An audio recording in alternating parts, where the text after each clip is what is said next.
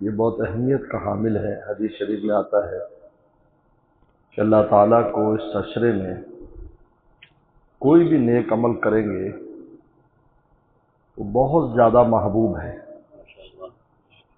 یعنی محبوب بننے کا یہ عشرہ ہے۔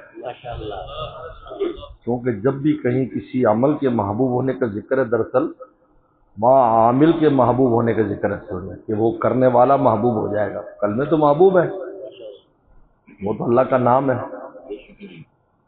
مراد یہ ہوتا ہے کہ کرنے والا اللہ کا محبوب ہو جائے گا، اللہ کا پیارا ہو جائے گا۔ یہ اندر آ جا اور آگے ہو جاؤ، تھوڑے آگے آگے آ جاؤ، سب بہت جگہ ہے، اس طرف چلے جاؤ، اس طرف سیدھے ہاتھ پر، سیدھے ہاتھ پہ چلے جاؤ شاباش۔ مطلب ہے کہ جو عامل ہے وہ اللہ کا محبوب ہو جائے گا ان 10 دنوں میں، اس لیے کہ ان 10 دنوں میں اللہ کے عاشقوں نے بڑی قربانیاں دی ہیں۔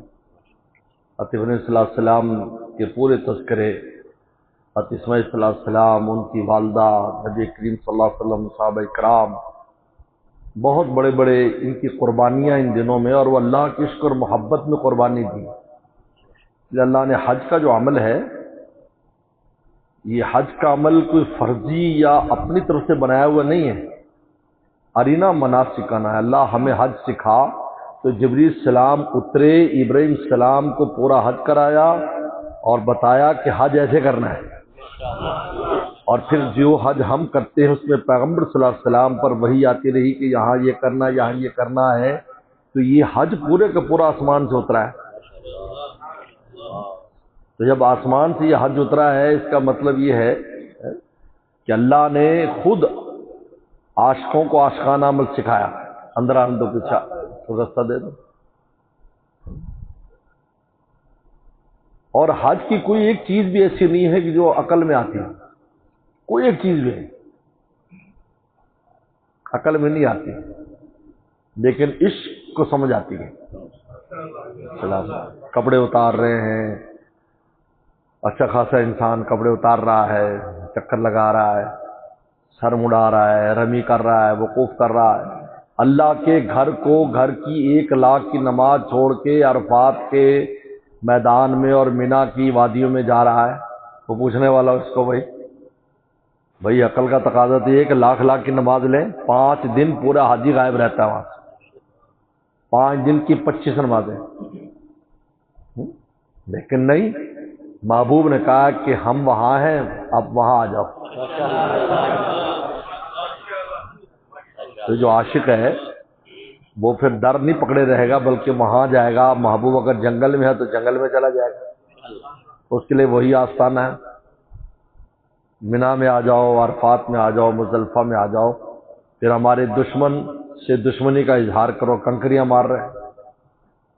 یعنی یہ سوچنے کی بات ہے، حج کے اعمال میں سب سے لمبا عمل کنکریاں مارنا ہے، شیطان کو مارنا ہے۔ یہ عجیب بات ہے، نہ عرفات میں اتنا ٹائم لگتا ہے، نہ مزدلفہ میں ٹائم لگتا ہے، نہ طواف میں ٹائم لگتا ہے، نہ سعی میں ٹائم لگتا ہے، لیکن رمی کے لیے 3 سے 4 دن رکھے ہیں یہ کرنے کے لیے کہ اگر راہ ہدایت پر رہنا چاہتے ہو، اس دشمن سے ہوشیار رہنا۔ یہ دشمن تمہیں برباد کر دے گا اگر تم اس کے پیچھے چلو گے۔ تو یہ جو ایام ہے، اس میں ہر عمل، اور خاص طور پر ذکر کی بڑی تاکید ہے اس میں۔ حضرت عبداللہ بن عمر رضی اللہ عنہ کی روایت بھی ہے جس میں انہوں نے کہا کہ کلمہ طیبہ، الحمدللہ، سبحان اللہ، ان دنوں میں پڑھنا سب سے افضل ہے۔ اور عبداللہ بن عمر رضی اللہ عنہ کی عادت بھی یہ تھی، تاریخ میں لکھا ہے کہ جو ہی وہ چاند ذی الحجہ کا دیکھتے تھے تو اونچی اونچی آواز میں تکبیرات پڑھتے تھے، گزرتے ہوئے بازاروں میں جاتے تھے، گاؤں میں چلے جاتے تھے، باغوں میں چلے جاتے تھے جہاں مزدور کام کر رہے ہوتے تھے، اور وہاں اونچی اونچی تکبیر پڑھتے تھے۔ سب ان کو دیکھ کر پھر تکبیر پڑھتے تھے۔ وہ کہتے تھے بھائی یہ ایام اللہ کے نام کو بلند کرنے کے ہیں۔ یہ کہ جو حاجی گیا ہے، وہ حاجی بھی تو نام بلند کرتا ہے نا، اس کے تلبیہ سے پتہ چل جاتا ہے یہ حج کے لیے آیا ہے۔ لبیک اللہم لبیک نعرے لگا رہا ہے وہ، ہاں؟